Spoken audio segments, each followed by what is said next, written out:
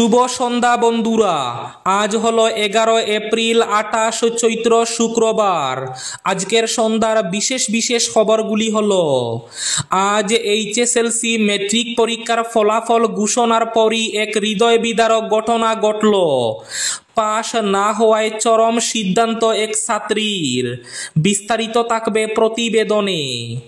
HSLC অর্থাৎ metric পরীক্ষায় এইবার রাজ্যের মধ্যে সবথেকে খারাপ ফলাফল শ্রীভূমি তথা করিমগঞ্জে। পাশ মাত্র 47.96%। আচমকা জ্বরে লন্ডভন্ড বিহার।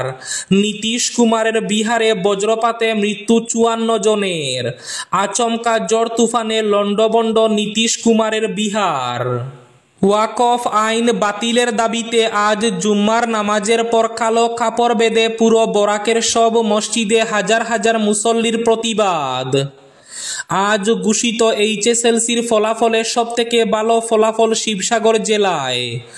বরাক উপত্যকার কাছাড় জেলায় 51.58%, হাইলাকান্দিতে 58.38%। এইচএসএলসিতে উত্তীর্ণের হার 25% থেকে কম। গৌহাটির 5টি বিদ্যালয়ে কারণ দর্শানোর নোটিশ। খুব শীঘ্রই ঘোষণা করা হবে এইচএস অর্থাৎ উচ্চ মাধ্যমিকের ফলাফল। আজ ঘোষণা শিক্ষামন্ত্রী ডক্টর রনজ পেগুর। এইবার এইচএসএলসিতে পাশের হার 63.98%। ছাত্রীদের পাশের হার থেকে ছাত্রের পাশের হার বেশি। মাধ্যমিকে এইচএসএলসিতে এবার রাজ্য সেরা জোরহাটের অমিশি, দ্বিতীয় এবং তৃতীয় সপ্তর্ষ অনির্বাণ। এক মর্মান্তিক ঘটনা, কেরোসিন খেয়ে মর্মান্তিক মৃত্যু ঘটল এক শিশুর।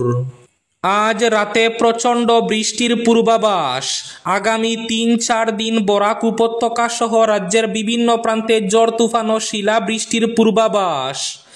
এবং শেষ খবরটি, পঞ্চায়েত ভোটে টিকিট প্রদানে কোনো ধরনের লেনদেন হয় না, বিশেষ গুরুত্ব কংগ্রেসের, বললেন রকিবুল হোসেন।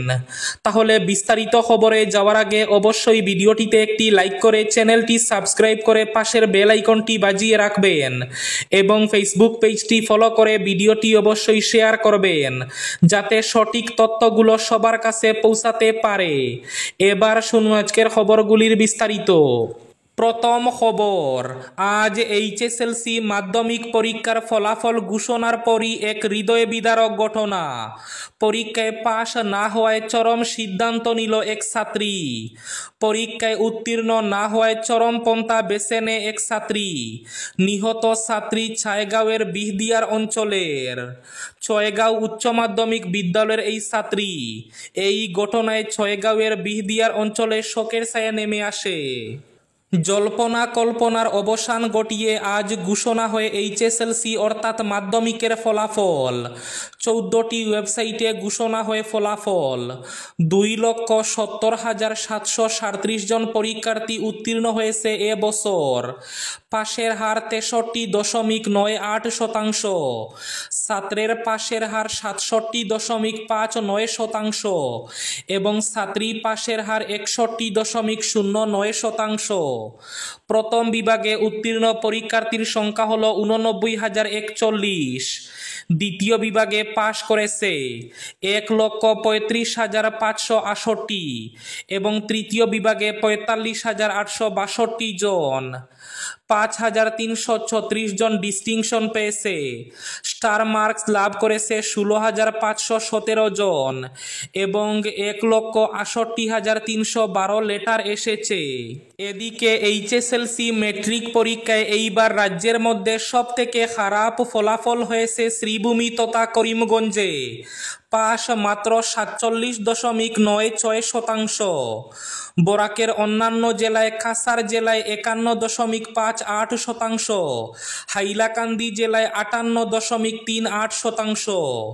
আজকের এইচএসএলসি মাধ্যমিক পরীক্ষায় ভালো ফলাফল করেছে সবথেকে শিবসাগর জেলা 85.55% এবং সবথেকে খারাপ করেছে শ্রীভূমি তথা করিমগঞ্জ জেলা 47.96%। এদিকে মাধ্যমিকে এবার রাজ্য সেরা জোরহাটের অমিশি, দ্বিতীয় এবং তৃতীয় সপ্তর্ষ অনির্বাণ।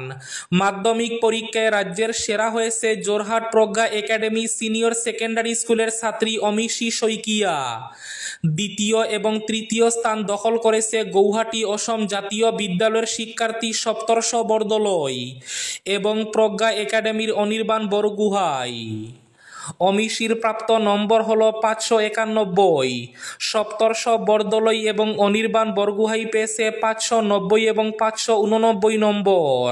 ওয়াকফ আইন বাতিলের দাবিতে আজ জুম্মার নামাজের পর কালো কাপড় বেঁধে পুরো বরাকের সব মসজিদে মসজিদে প্রতিবাদ। আজ শুক্রবার জুম্মার নামাজের পর দেশের অন্যান্য স্থানের সঙ্গে সঙ্গতি রেখে বরাক উপত্যকার বিভিন্ন মসজিদে ওয়াকফ সংশোধনী আইন বাতিলের দাবিতে প্রতিবাদ জানানো হয়। হাজার হাজার ধর্মপ্রাণ মুসলমান কালো বেজ পরে শান্তিপূর্ণভাবে এই প্রতিবাদে অংশ নেন। তারা আইনটিকে সংখ্যালঘুদের ধর্মীয় এবং সামাজিক অধিকারের পরিপন্থী বলে দাবি করে এর তীব্র বিরোধিতা করেন। নামাজ শেষে অংশগ্রহণকারীরা মসজিদের প্রাঙ্গণে এবং আশেপাশের এলাকায় দাঁড়িয়ে হাতে প্লেকার্ড ও ব্যানার নিয়ে প্রতিবাদ জানান। প্রতিবাদকারীদের বক্তব্য, ওয়াকফ বোর্ড সংক্রান্ত এই সংশোধনী আইন মুসলিম সম্প্রদায়ের ধর্মীয় প্রতিষ্ঠান এবং সম্প্রদায়ের উপর সরাসরি হস্তক্ষেপের শামিল। তারা সরকারের কাছে অনতিবিলম্বে এই আইন প্রত্যাহারের দাবি জানান। আচমকা ঝড় তুফানে লন্ডভন্ড নীতিশ কুমারের বিহার, বজ্রপাতে মৃত 19 জন। বর্ষার মরশুম আসার আগে বিহারে ঝড়ের তাণ্ডব।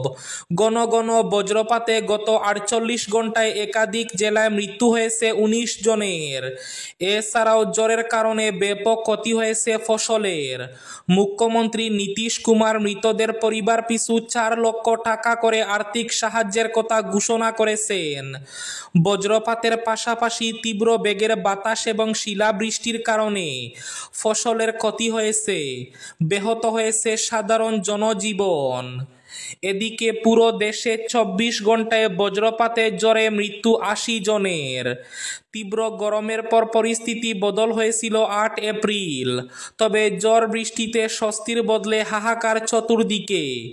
সর্বভারতীয় সংবাদ সংস্থা সূত্রে খবর, বৃহস্পতিবারে জানা গিয়েছিল 8 ঘন্টায় 19 জনের মৃত্যু হয়েছিল বিহারে।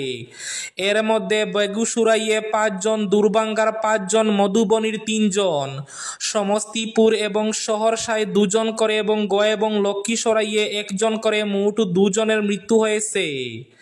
শুক্রবার অর্থাৎ আজ জানা গেল উত্তরপ্রদেশ, বিহার মিলে গত 24 ঘন্টায় বজ্রপাত ঝড় বৃষ্টির কারণে মৃত্যু হয়েছে অন্তত 80 জনের। গত 24 ঘন্টায় বিহারে বৃষ্টি বজ্রপাতের কারণে কমপক্ষে 58 জনের মৃত্যু হয়েছে। ব্যাপক ক্ষয়ক্ষতি হয়েছে রাজ্য জুড়ে। গাছ উপড়ে ঘরের দেওয়াল ধসের কারণে অন্তত 22 জনের মৃত্যু হয়েছে।